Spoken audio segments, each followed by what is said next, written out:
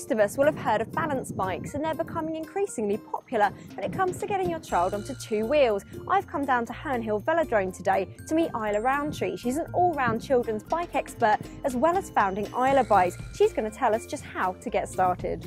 And Isla herself joins me now. Firstly, tell me a little bit why balance bikes are so useful.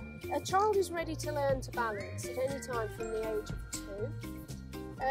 They're not usually ready to learn to balance and pedal until they're about 4. And the beauty of a balance bike is that they can scoot along with their feet on the ground until the point that they can pick their feet up and learn to balance and steer on a two-wheeler. And is this method overtaking stabilisers? Because that's how I started as a kid. Yes, it is.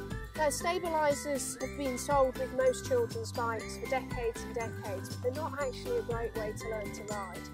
A bicycle steers by leaning. You lean it to the right and the handlebars fall to the right. You lean it to the left and they fall to the left. Stabilisers hold the bike in a rigid upright position. So when a child learns to steer with stabilisers on the bike, they're actually learning to steer a tricycle.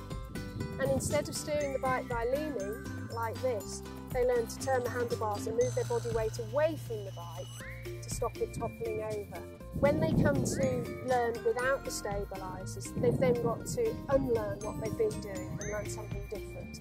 And for most children, that actually makes it more difficult and prolongs the point at which they'll learn to manage without. So it just must give that great confidence. And as you say, this miniature bike is just absolutely fantastic. How do you go about setting them up? Because I'm quite aware of saddle heights and things like that when you're pedalling, but how does this vary? What's going to really get the child confident and started?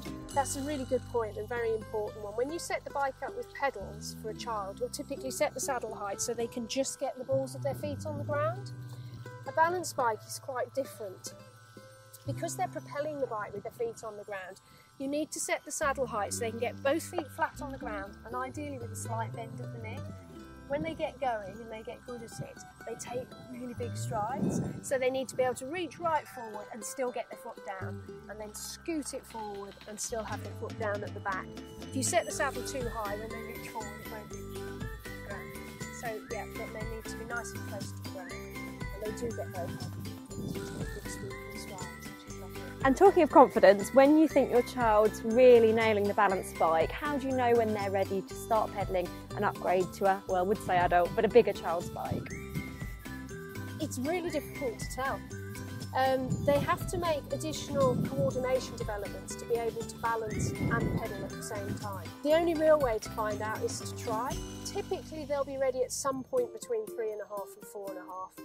And if you can give them a try on a friend's bike, that'll give you an indication of when they're ready or not. It's quite clear when they're not ready.